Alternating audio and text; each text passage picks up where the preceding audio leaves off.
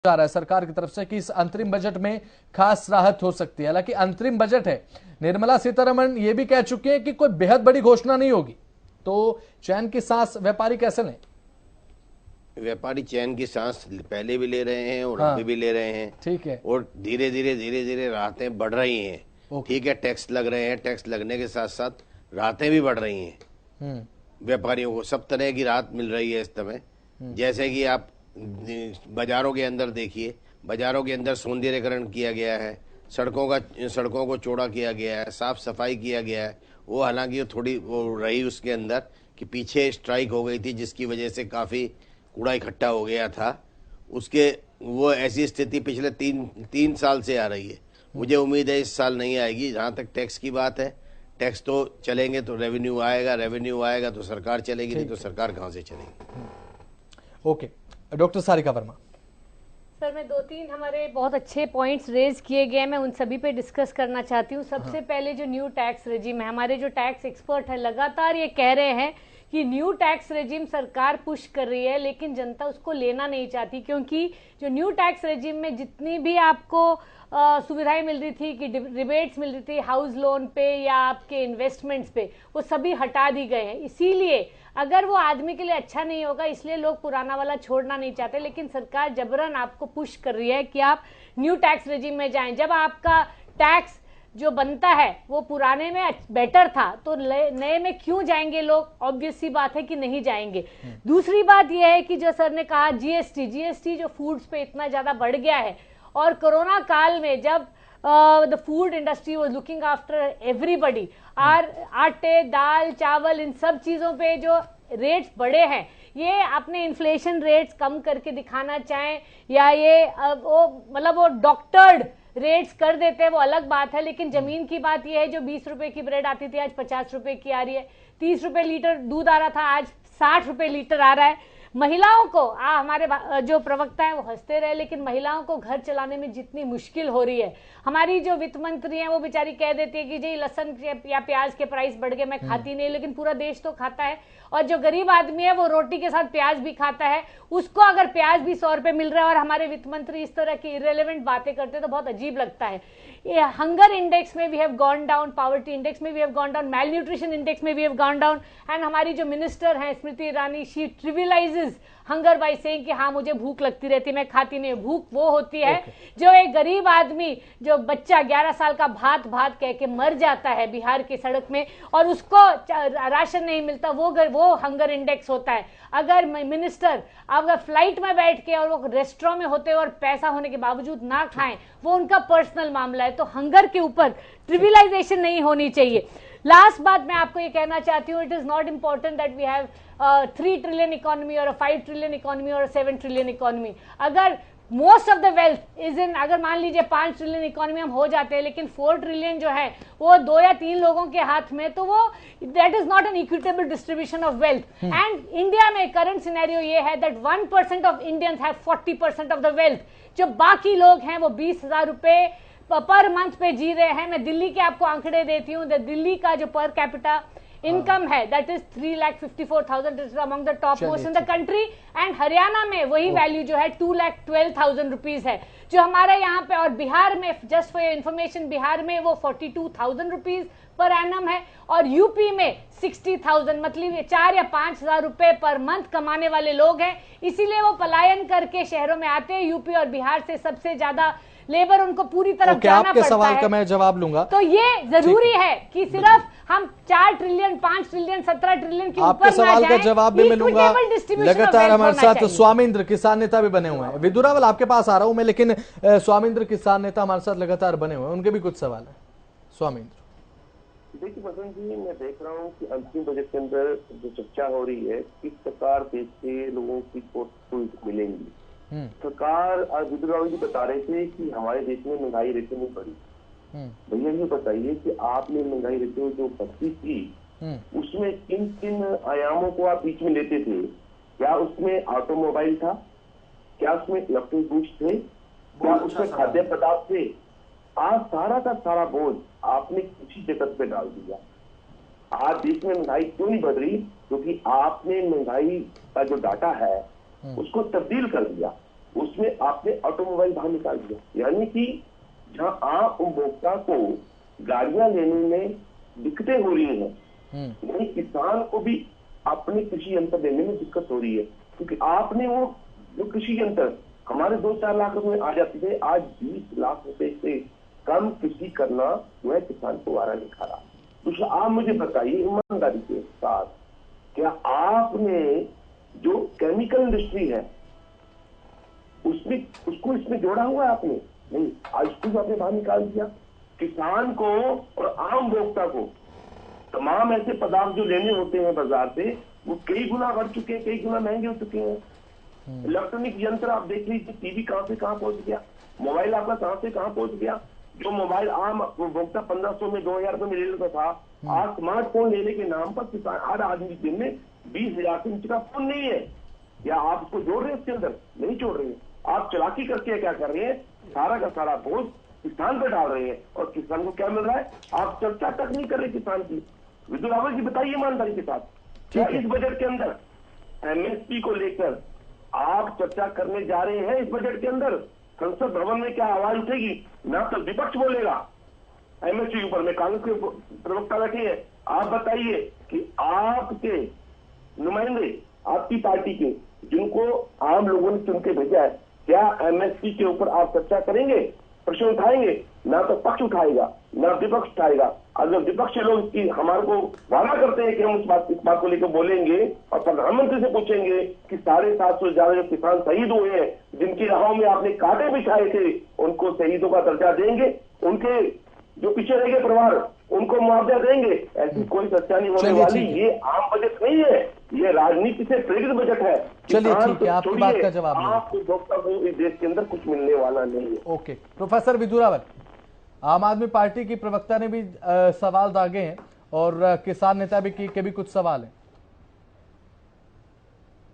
जी देखिए, एक बहुत महत्वपूर्ण बिंदु जो है मुझे लगता है इस चर्चा में, जिसका ज्यादा जिक्र भी होना चाहिए, वो भी रह गया। मैं उसका भी प्रयास करूंगा अंत में जवाब देने का, मुझे अगर आप समय देंगे। ठीक है, ओके। महिलाएं जो है, महिलाओं पर जो काम हो रहा है और जो काम होना चाहिए उस पर जरूर चर्चा कर, अगर आप मुझे समय देंगे तो पहले मैं जवाब दे देता हूँ जो कि सवाल खड़े किए गए। ठीक है। आम आदमी पार्टी की प्रवक्ता साहब ने जरूर बताया कि ब्रेड 30 से 50 हो गया, दूध 30 से, वो 60 कह रही थी, लेकिन असल में 65 और 66 रुपए तो पैक्ड फूड है। हाँ, ग्रामीण अंचल में जरूर जो है 60, हम किसान लोग जो है जरूर 60 रुपए लीटर के तौर पर कर रहे हैं। लेकिन यही तो कह रहा हूं ना जी, अगर किसान अपना जो दूध है, जो पशुपालक किसान है, वो अगर 60 रुपए लीटर दे रहा है, तो उसके लिए मोदी सरकार की योजनाओं के कारण जो है आम व्यक्ति के जेब में इतना पैसा भी डाला गया है कि वो 60 रुपए लीटर ले पाए। मैंने पर कैपिटा इनकम से अपनी बात शुरू की थी, किस प्रकार से हमने मल्टीपल फोल्ड्स उसको बढ़ाया। अगर ब्रेड जो है 30 से 50 हुआ है, तो एमएसपी भी तो 2014 में जो 1250 थी, उससे बढ़कर आज 2275 हो गई है। तो अगर ब्रेड तो गेहूं से ही बनेगा, व्हीट से ही बनेगा ना मैडम, तो कम से कम उन परिप्रेक्ष्य में लेकर आइए, दोनों तरफ नहीं खींच सकते। और मैंने जहां से बात को शुरू किया था, बात यही, बजट जो है जीवन कितना होता है, आपको अपनी प्रायोरिटीज मैनेज करनी चाहिए। और मैं आपकी रिस्पेक्ट करता हूं, आपकी व्यू की रिस्पेक्ट करता हूं कि आपने जब ये कहा it is not important whether the economy is 3 trillion और not. No madam, it is very important, it has to be the priority concern of every Indian. जब आपने कहा मैं अदना सा आदमी हूं, मैं छोटा सा आदमी हूं, मैं आम आदमी हूं, मैं शुरू से इस बात को स्ट्राइव करता हूं, यह आपकी थिंकिंग है, मेरी इससे अलग थिंकिंग है, मेरे अलग विचारधारा का व्यक्ति हूं। मैंने कहा कि मैं आज देश के 75 साल हो चुके हैं आजादी के, if I still want to be an आम आदमी, I should hang my head in shame, क्योंकि मैंने अपने देश को भी आम रखा है। मुझे किसी प्रकार से ऐसा योगदान देना है और 140 करोड़ देशवासियों को खड़े होना पड़ेगा। इस देश ने बहुत झेल लिया, हम सोने की चिड़िया हुआ करते थे, हम वापस उस मुकाम पर मां भारती को लेकर जाने का संकल्प लेंगे, तो हम सबको योगदान देना पड़ेगा। हम कहें नहीं, केवल खाने के लिए हम खड़े हो जाए, ऐसा ये जो विचारधारा है, ये जो मानसिकता है, इससे बाहर निकलिए। किस प्रकार से अंतर से, मन से, कृति से हर व्यक्ति जो है मां भारती के उद्गम के लिए, उत्कर्ष के लिए, उत्कृष्ट के लिए खड़ा हो जाए, इसके लिए हम सबको खड़ा, इस मानसिकता को तो बदलना है। नहीं, मेरे देश के प्रधानमंत्री ने अगर कहा कि हम 5 ट्रिलियन इकोनॉमी 2029 तक करेंगे, तो देशवासियों को कहना चाहिए नहीं जी, हम प्रयास करेंगे आप 28 तक करवा पाए, हमसे जो इस यज्ञ में आहुति डलवानी हम डलवाएंगे। ये देश रहेगा तो हम रहेंगे, और देश नहीं रहेगा तो कराची और लाहौर भी तो हिंदुस्तान में थे ना, बहुत विकास किया था कराची में, सबसे अच्छे बंदरगाह कराची में थे, सबसे अच्छे एजुकेशन इंस्टीट्यूट लाहौर में थे। आज भारत में है क्या? जब देश रहेगा तो मैं रहूंगा, अगर मैं रहूं देश रहे ना रहे, इस वाली मानसिकता से थोड़ा सा मुझे जो है, आपका सम्मान करता हूं, आपकी विचारधारा है, लेकिन मेरी विचारधारा इससे अलग है। मुझे अगर पुश करना पड़ेगा ना अपने देश के लिए तो मुझे वो पेन लेना चाहिए। दूसरा इन्होंने कहा, एक और इन्होंने पॉइंट उठाया, वैसे मैं पहले गुस्से में कह रहा था इनकी बात का जवाब नहीं दूंगा, लेकिन क्योंकि अच्छा इन्होंने पॉइंट उठाया, इन्होंने कहा only 1% Indians control 40% of income. ये जरूर हम सबके लिए चिंता का विषय है, लेकिन ऐसे दवे की रिपोर्ट जो 1999 में आई थी, जिस पर बेसिस बहुत सारी चीजें सुधार हुए थे, वो कहती थी कि 1999 में 1% लोग जो है देश की 59% वेल्थ को कंट्रोल करते थे, और राजशेखर कमेटी की रिपोर्ट जो 2012 में आई वो कहती है कि 57% इनकम जो है केवल 1% करते थे। अगर आम आदमी पार्टी जो हमारी कटु विरोधी है, उनकी प्रवक्ता यहाँ आपके डिबेट पर आकर कह रही हैं कि हमने 57 से घटाकर 40 तक ले आए, और दुनिया की 500 फॉर्चून कंपनी जिनमें एक भी भारतीय कंपनी नहीं थी, आज 50 कंपनियां इंडियन ओरिजिन की, 51 टू बी एग्जैक्ट, आज 50 अलग अलग भारतीय ओरिजिन की कंपनियां फॉर्चून 500 में है। स्टार्टअप इंडिया में हम जब 2016 में लॉन्च किया, ओनली 452 स्टार्टअप्स थे, आज दुनिया में हम दूसरे नंबर पर खड़े हो गए। दुनिया में सबसे अच्छा जो अगर कर पा रहे हैं हम, तो हम कर पा रहे हैं। और क्यों कर पा रहे हैं? क्योंकि भारतीयों ने संकल्प लिया मैडम, पार्टियों से ऊपर उठकर संकल्प लिया कि मेरा देश जो है परम वैभवता के शिखर पर पहुंचना चाहिए। अब मुझे अवसर चाहिए महिलाओं के लिए बात करने के लिए, अगर आप दे तो। विद्युत जी देखिए, समय बेहद कम है, तो ऐसे में किसान नेता के भी कई सवाल थे, इस पर आप जवाब रखिए संक्षिप्त में, उसके बाद किसान नेता के जो सवाल थे उन पर हम बढ़ते हैं जल्दी से। देखिए, महिलाएं जो हैं देश की आधी आबादी कॉन्स्टिट्यूट करती हैं, बिल्कुल, और उनके लिए काम होना, उनके लिए उनके चेहरे पर मुस्कान आना, उनके अंतर्मन में खुशी आना, ये बहुत आवश्यक है। तभी तो जब देश के अंदर पीएम आवास योजना शुरू की गई, तो आप एक चीज नोट करेंगे, पीएम आवास योजना 4 करोड़ लोगों को घर मिले। आज तक आजादी से लेकर आज तक कितने करोड़ को मिले जरूर विपक्षी लोग बता दें, लेकिन ये 4 करोड़ जो घर मिले, इसमें घर की चाबी किसको दी गई? गृहिणी को दी गई, घर के स्वामी को नहीं दी गई, घर की गृहिणी को दी गई और उसको स्वामी बनाया गया। किस प्रकार से आयुष्मान कार्ड, सबसे ज्यादा जो इलाज के अभाव में मृतक जो हुई हैं या जिनको नुकसान हुआ, ज्यादातर महिलाएं रहा करती थी, और शायद डॉक्टर साहिबा आपकी पैनल पर हैं, अलग कैपेसिटी में है, लेकिन वो इस बात को, मेरी बात को स्वीकार करेंगी। अगर हेल्थ फैसिलिटीज का सबसे ज्यादा किसी को उपयोग होता है तो वो उज्ज्वला योजना के तहत अगर 10 करोड़ सिलेंडर जो है दिए गए हैं, तो हमारी जो माताएं और बहनें हैं उनके फेफड़ों को गलने से बचाया गया है। कैंसर से लेकर दमे तक मर जाया करती थी हमारी माएं, बहनें, ताइयां, हमारे गांवों में बैठकर चूल्हे पर बनाया करती थी। किस प्रकार से आज 10 करोड़, आज हर घर में जो है प्रयास किया गया कि उज्ज्वला योजना के तहत सिलेंडर दिया गया। स्वच्छ भारत अभियान के तहत ओडीएफ फ्री हरियाणा तो घोषित हो चुका है, यानी खुले में शौच मुक्त हो चुका है। 11 करोड़ टॉयलेट अगर बने तो ये हमारी बहनों को, माताओं को पेट पकड़कर बैठना पड़ता था, अंधेरे का इंतजार करना पड़ता था, दूर जंगल जाना है। हम तो बोलते, गांव की भाषा में तो बोलते भी जंगल हुआ क्या? जंगल होने का मतलब ही जो है शौच मुक्त होना होता था। आज 54 करोड़ अगर जनधन खाते खुले हैं, तो उनमें 67.2% जो है वो महिलाओं के खाते खुले हैं। महिलाओं को तो खाता ही खुलवाने का अधिकार नहीं दिया हुआ था पिछली सरकारों ने। अगर किसान की बात करें तो मुझे लगता है कि किसान पर काम करने का बहुत अधिक आवश्यक है, जरूरत है उसकी, और आगे भी देश का अन्नदाता अगर समृद्ध है तो देश समृद्ध है। मैं किसान तथा कथित रूप से वो है किसान नेता, मैं उनकी इस बात पर तो, उनकी पॉलिटिक्स को तो नहीं स्वीकार करता, लेकिन मैं उनकी बात को स्वीकार करता हूं कि किसान के लिए सबसे अधिक काम करने की आवश्यकता है। किसान के हृदय वाला प्रधानमंत्री आया है, उसने आते ही स्वामीनाथन आयोग की तीनों जो महत्वपूर्ण सिफारिशें उनको लागू किया था। एमएसपी में 50% लाभांश, A2+FL के तहत पर एमएसपी तर्ज करने का। मुझे लगता है कि इस बजट में भी और आगे आने वाले, अगली जो मोदी 3 आने वाला है, परमात्मा की कृपा से, ईश्वर के आशीर्वाद से, जनता के आशीर्वाद से, उसमें भी सबसे अधिक काम किसानों पर किया जाए। चलिए ठीक है, ये देखने की बात होगी कि किसे स्वीकारा जाता है, किसे नकारा जाता है, लेकिन उससे पहले अंतरिम बजट आज, जिससे काफी एक आस और उम्मीदें लगातार जनता की बरकरार है। मनीष खटाना, प्रवक्ता कांग्रेस, हमारे साथ यहाँ पर मौजूद हैं स्टूडियो में, विपक्ष का चेहरा है।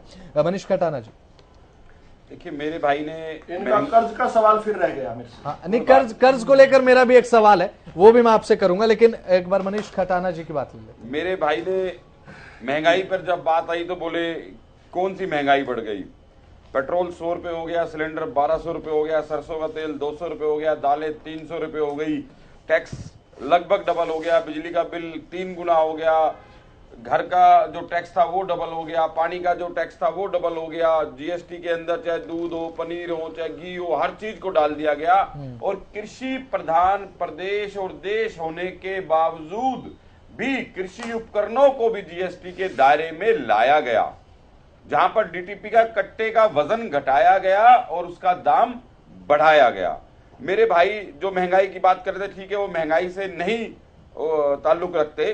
सीएमआई इन्होंने कहा जी इनका अपना आदमी है। अगर सीएमआई की रिपोर्ट जो बेरोजगारी के आंकड़े हरियाणा में पेश हुए, अगर वो हमारा आदमी है, तो मैं इनसे पूछना चाहता हूं कि यूपी के अंदर योगी जी ने सरकार बनने से पहले उस सीएमआई की रिपोर्ट के आंकड़े के बोर्ड क्यों लगाए? अगर वो हमारा आदमी था। जहां आपको अपनी सहूलियत के हिसाब से चीजें लगती हैं आप ओके करते हो, जहां नहीं लगती आप उसको दरकिनार करते हो। तीसरी मेरे भाई ने बड़ी अच्छी बात कही, सोने की चिड़िया, बहुत अच्छी बात है। तो सोने की चिड़िया तो भारत बिल्कुल थी, तो लेकिन आज तो कर्जे की चिड़िया है। पिछले 70 साल में उतना कर्जा नहीं हुआ जितना 10 साल में हुआ, और ये आपको भी पता है। तीसरी मेरे भाई ने बड़ी अच्छी बात कही, माँ भारती की बात करी, माँ की बात करी। तो माँ भारती का रूप तो वो लड़कियां भी थी, वो खिलाड़ी महिलाएं भी थी, जो दिल्ली की सड़कों पर मात्र एक बीजेपी के सांसद के लिए बैठी थी, जिसने उनके साथ यौन शोषण तक के आरोप लगाए।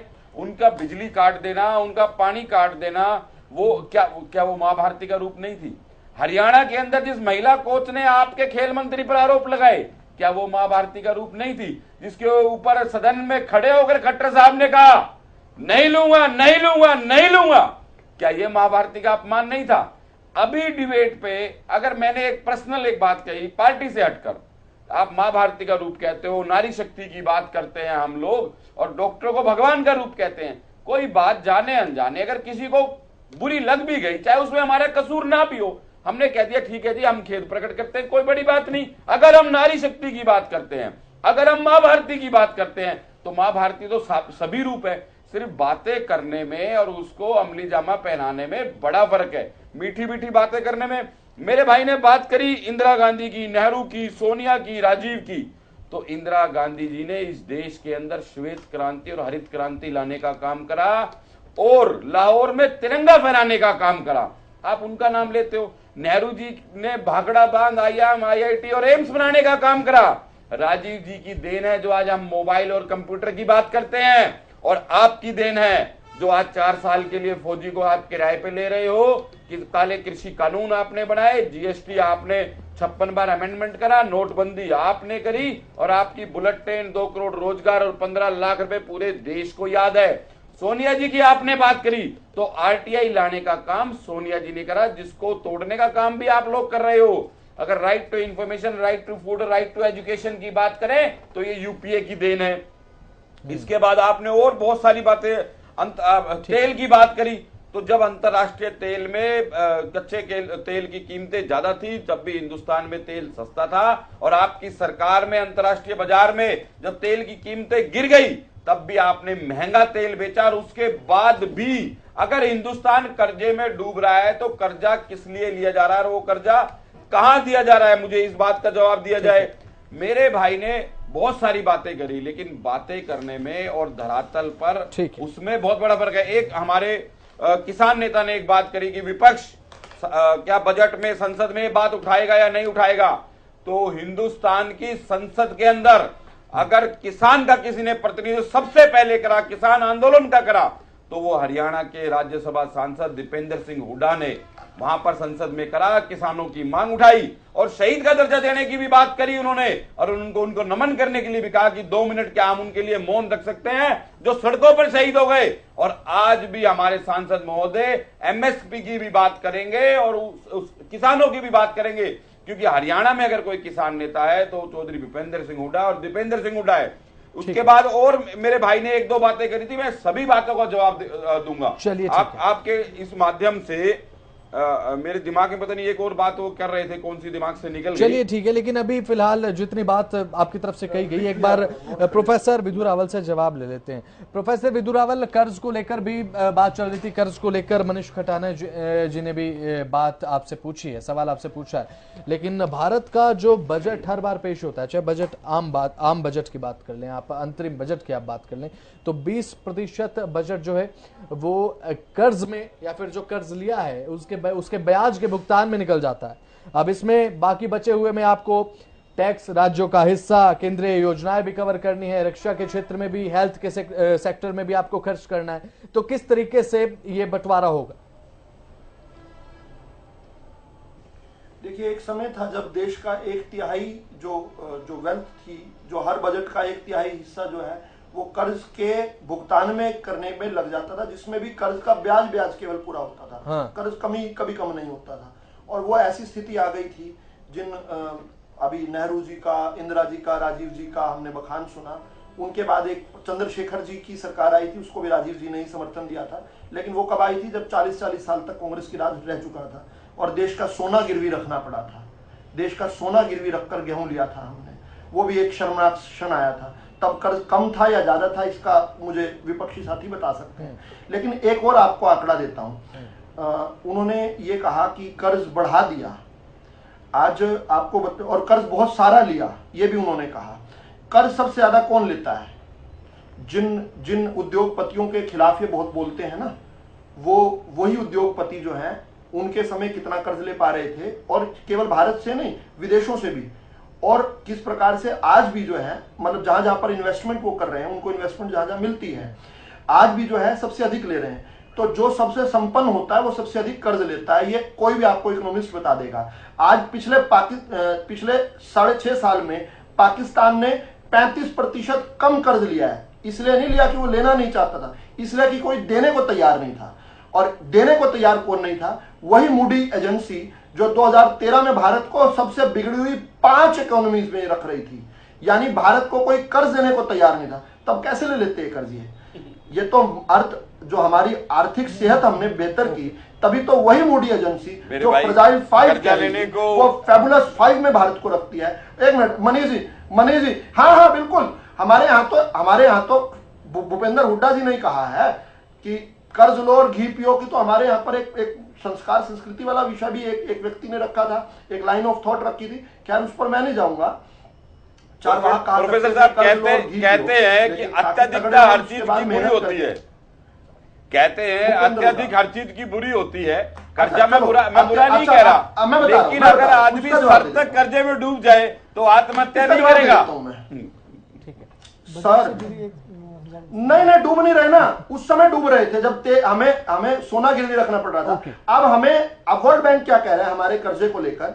वर्ल्ड बैंक क्या कह रहा है? वर्ल्ड बैंक कह रहा है कि हम अपनी जो कैपेबिलिटी है उसके केवल 87% कर्ज ले रहे हैं, यानी 13% और कर्ज हम ले सकते हैं। उस समय हमें अपनी कैपेबिलिटी से 113% कर्ज ले रहे थे, अब 87% ले रहे हैं। हमारे जो फॉरेन रिजर्व्स हैं, एक किसी व्यक्ति ने फॉरेन फिजिकल डेफिसिट की भी बात उठाई, मैं कहता हूं इसको हमेशा इस रिस्पेक्ट पे लेना चाहिए कि हमारे फॉरेन रिजर्व्स क्या हैं। 2014 में जब ये लोग गए थे तब 178.7 बिलियन US डॉलर थे, आज 300 बिलियन US डॉलर से अधिक बढ़ गए हैं। आज जब हमारा आप बात कर रहे हैं, 2004 से 14 यूपीए की सरकार में केवल 57 लाख करोड़ रुपए वेल्थ क्रिएट हुई। आज जब 2014 से लेकर 23 में, मैं 1 साल पुरानी बात कर रहा हूं, 208 लाख यानी 208 लाख करोड़ रुपए जो हैं वो वेल्थ क्रिएशन भी तो हुआ है। अगर यूनिकॉर्न्स की बात कर रहे हैं हम, हमारे यूनिकॉर्न्स भी तो बढ़ रहे हैं, लेकिन केवल निराशावादी देखना, मतलब अगर आप सूरज की तरफ देखोगे तो आपको परछाई नहीं दिखेगी, लेकिन आप केवल परछाई की तरफ देखोगे तो सूरज भी नहीं दिखेगा। प्रोफेसर साहब, मैं एक मिनट के लिए रोकना चाहता हूँ। मैं नहीं कह रहा हूँ प्रोफेसर साहब, एक मिनट के लिए रोकना चाहता हूँ। इंदिरा गांधी ने नहीं फहराया था, लाहौर में तिरंगा इंदिरा गांधी ने नहीं फहराया था। प्रोफेसर साहब, 1 मिनट के लिए आपने इंदिरा गांधी ने नहीं फहराया था। पूरा देश जानता है, लाहौर में पूरा देश जानता है। हमारे देश के 4 फुट की हाइट जिनकी प्रधानमंत्री थे, जो मेरे भी आदर्श हैं, वो शास्त्री जी जिनके बाद इंदिरा जी आई थी। बड़ी अच्छी बात है, बड़ी अच्छी बात है। आपके आदर्श थे, माँ भारती को भी आप आदर्श मानते हो, अच्छी बात है, आप माँ भारती को आदर्श मानते हो और माँ भारती की आप बेइज्जती करते हो, चाहे वो दिल्ली की सड़कों पर हो, चाहे वो हरियाणा की सड़कों पर हो। आप भूल गए लाल बहादुर शास्त्री। नहीं, मैं नहीं भूला, मैं आपकी बात भूल गए, मैं आपकी कर्जे की बात पे आना चाहता हूँ, मैं आपकी कर्जे की बात पे आना चाहता हूँ। आपने तो इंदिरा से लेकर राजीव से लेकर सोनिया और पंडित नेहरू तक आपने अपनी बात पूरी खत्म कर दी। नेहरू जी ने लाहौर में मोबाइल जो है राजीव गांधी ले आए। अरे राजीव गांधी जी की डेथ हुई थी, राजीव गांधी जी की डेथ हुई थी 1991 में, 20 मई 1991 में। भारत में पहला मोबाइल आया 1997 में। 6 साल बाद कहाँ कैसे ले आए? वो मरने के बाद उनकी आत्मा ले आई। क्या बातें करते हैं? कंप्यूटर की जो देन थी वो राजीव जी की देन थी, आपके समय सस्ता था, उस समय आपने इसका विरोध चलिए करा ठीक था। है, ओके हमारे साथ लौटूंगा आपके पास। हमारे साथ अभिषेक झा लगातार हमारे साथ स्टूडियो में मौजूद हैं। अभिषेक झा जी देखिए, अभी से कुछ ही देर में अंतरिम बजट पेश हो जाएगा। मेरा एक छोटा सा सवाल है, साहब आ रहा हूँ आपके पास आ रहा हूँ वापस। मनीष कटाना जी आप शांत हो जाइए। प्रोफेसर महंगा था, देखिए आप तो उधार में खरीद रहे थे, आपके पास वापस आ रहा हूँ। क्या फर्क पड़ता है हमें? अभिषेक झा देखिए, अभी से कुछ ही देर में अंतरिम बजट पेश हो जाएगा। क्या आप देखते हैं इस अंतरिम बजट से उद्योगपतियों को लेकर?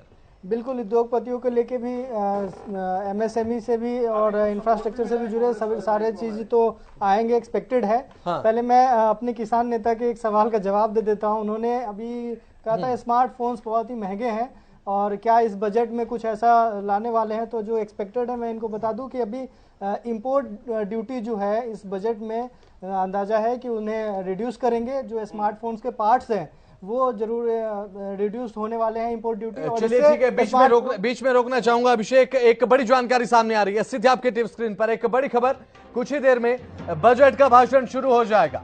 कुछ ही देर में वित्त मंत्री निर्मला सीतारमण अंतरिम बजट को पढ़ना शुरू कर देंगी और नए संसद में ये बजट पेश होगा। वित्त मंत्री निर्मला सीतारमण छठी बार ये बजट पेश कर रही हैं। अंतरिम बजट है, मोदी सरकार के दूसरे कार्यकाल का ये दूसरा अंतरिम बजट है और दूसरे कार्यकाल का ये अंतिम बजट भी है। वित्त मंत्री निर्मला सीतारमण छठी बार ये बजट पेश करेंगी। कुछ ही देर में बजट भाषण शुरू हो जाएगा। अभिषेक झा, बात आप रख रहे हैं। मैं यही बता रहा था कि जो स्मार्टफोन्स की जो रेट्स हैं वो डेफिनेटली कम होंगे और लगातार कम हो रहे हैं। एक तो टेक्नोलॉजी जो है अपना एडवांस होते जा रहा है और दूसरी मेक इन इंडिया के थ्रू, और जितने जो अभी इंपोर्ट ड्यूटी है स्मार्टफोन्स के पार्ट्स पे वो डेफिनेटली रिड्यूस होंगे। और इसके तहत जो स्मार्टफोन्स का जो कह रहे थे कि ऐसा कोई वादा होगा तो वो जरूर कम होगा, ये मेरा विश्वास है। बिल्कुल। डॉक्टर सारिका वर्मा जी, मैं 2-3 मुद्दे हैं जो मैं एड्रेस करना चाहती हूँ इससे पहले कि हम लोग बजट के ऊपर जाएं। ठीक है सारिका वर्मा, लौटूंगा आपके पास। सीधे लिए चलते हैं आप